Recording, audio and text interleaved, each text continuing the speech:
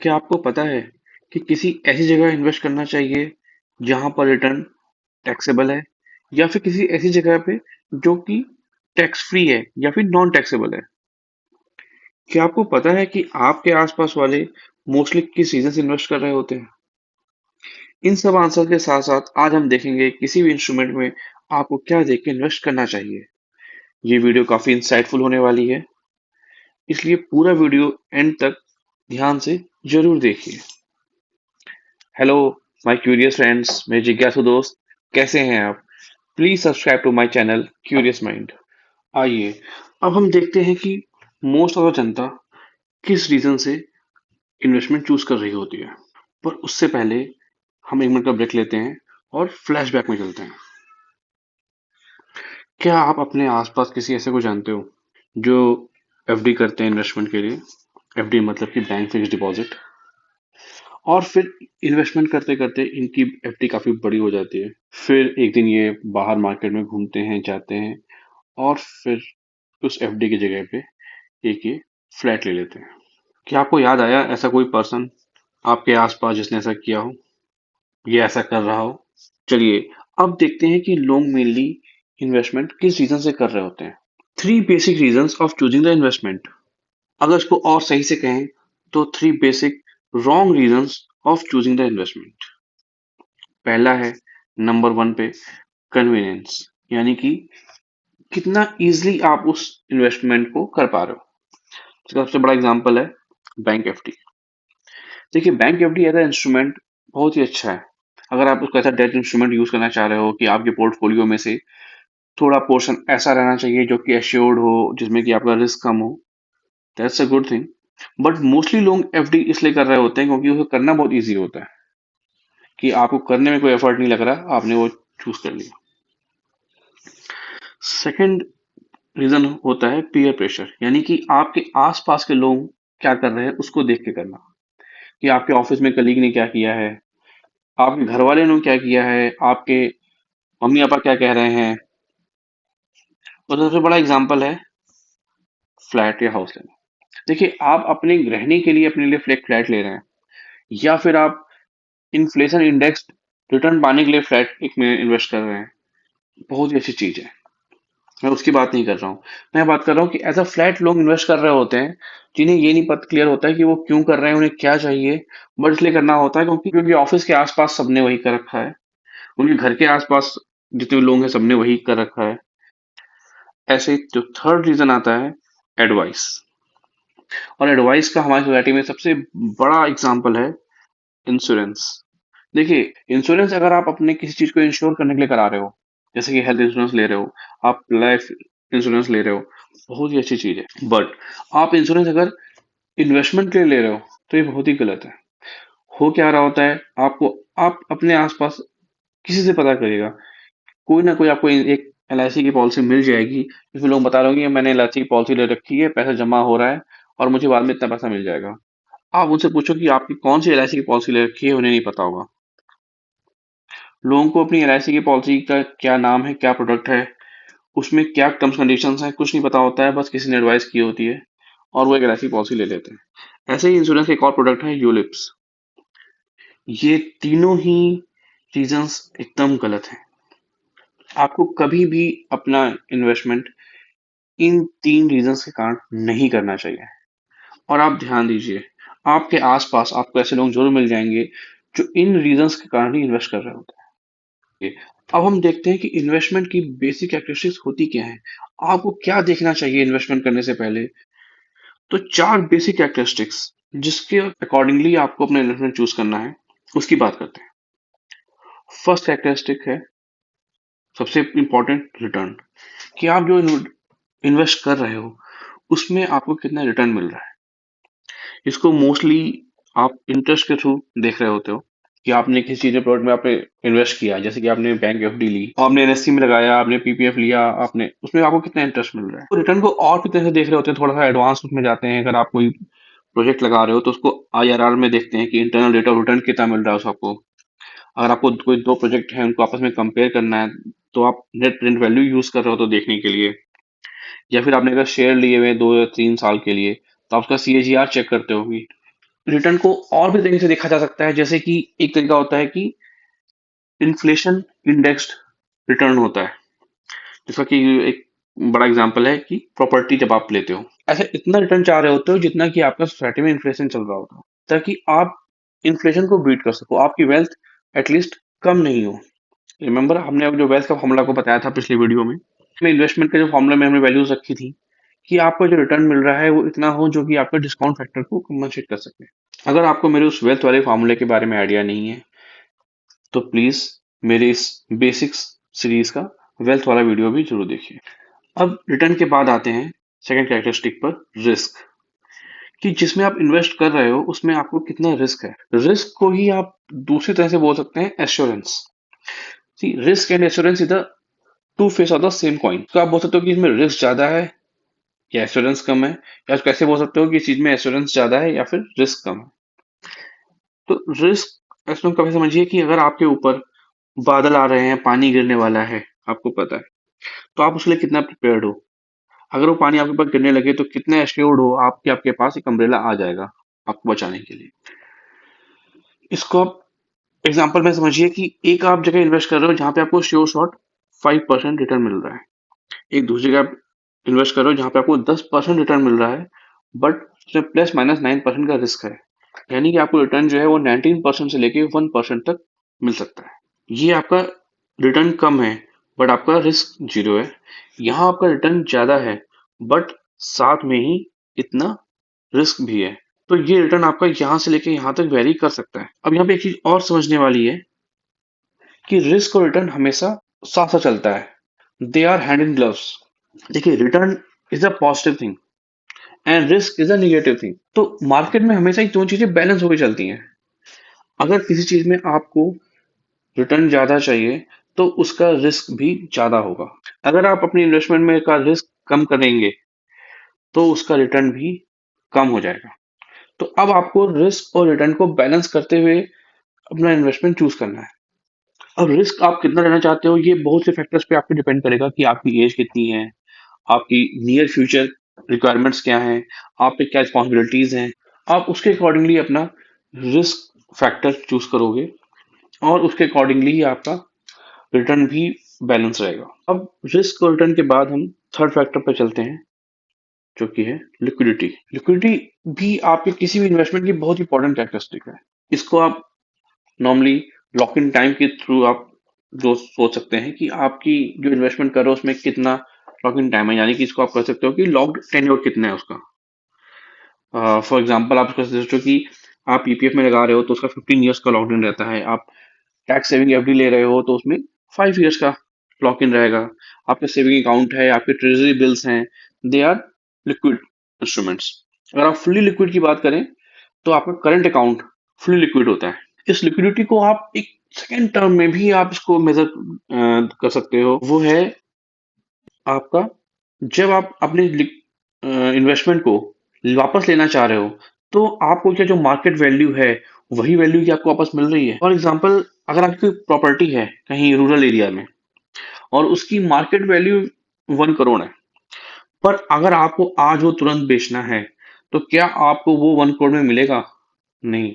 आपको तुरंत बेचना है तो हो सकता है कि आपको 90 लाख में ही उसको बेचना पड़े। पर वही एक आपकी प्रॉपर्टी है जो कि हाईवे पे है तो वो ज्यादा लिक्विड होगी।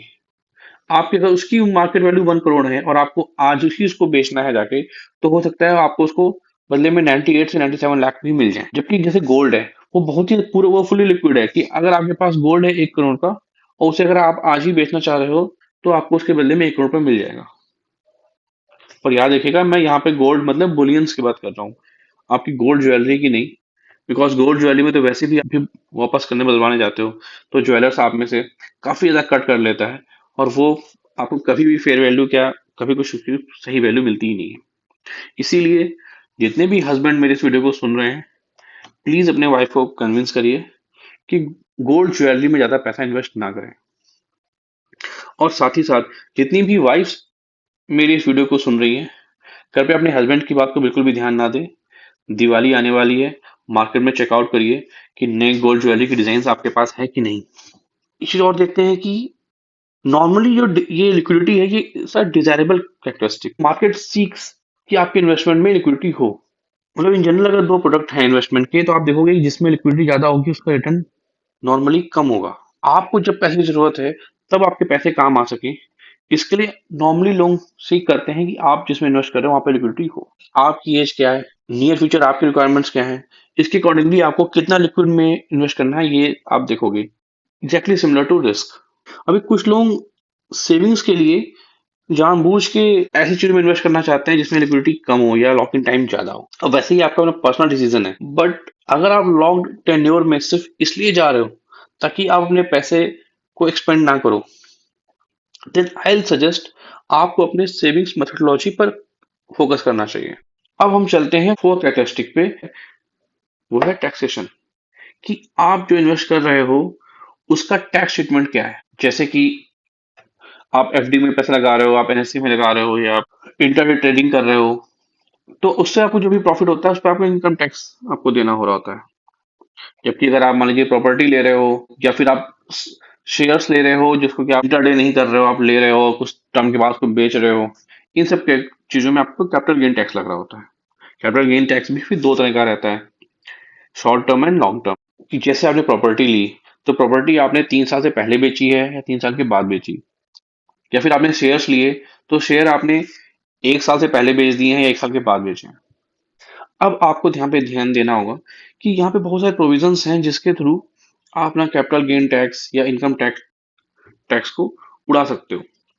जैसे कि आप अगर प्रॉपर्टी से जो प्रॉफिट आ रहा है उसको आप within some time frame दोबारा आप प्रॉपर्टी में इन्वेस्ट कर रहे हो, या फिर आपके पास शेयर्स थे और आपके पास उसमें जो लॉस होता है उसको आपने उस साल आपने ड्यू टाइम से पहले आपने आरटीआर में फाइल किया, उस लॉस को दिखाया, तो 8 साल के अंदर आप दोबारा कैपिटल गेन होता है तो उसको आप सेट ऑफ कर सकते हो। तो वैसे ही अगर आपको इंटरेस्ट मिल रहा है और जो कि आपको इनकम टैक्स में आ रहा है उसको आप अपने कई प्रोविजंस के अकॉर्डिंगली उसमें आप रिबेट ले सकते हो। इसी के उसमें कई आपके प्रोडक्ट इन्वेस्टमेंट ऐसे होते हैं जो कि एग्जेम्प्टेड होते हैं इनकम टैक्स से। ये भी दो तरह के रहते हैं, पार्शली और fully.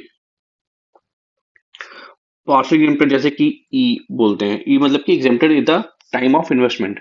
For example tax saving FD, जिसमें कि आप जब आप पैसा इन्वेस्ट कर रहे हो उस टाइम पे वो उस फाइनेंशियल ईयर में एग्जेम्प्टेड होगा, बट इस पर जो इंटरेस्ट आएगा, इसका जो फाइनल अमाउंट विड्रॉ करोगे वो टैक्सेबल होगा। दूसरा एग्जाम्पल होता है पार्शली एग्जेम्प्टेड का, double E, exempted and exempted.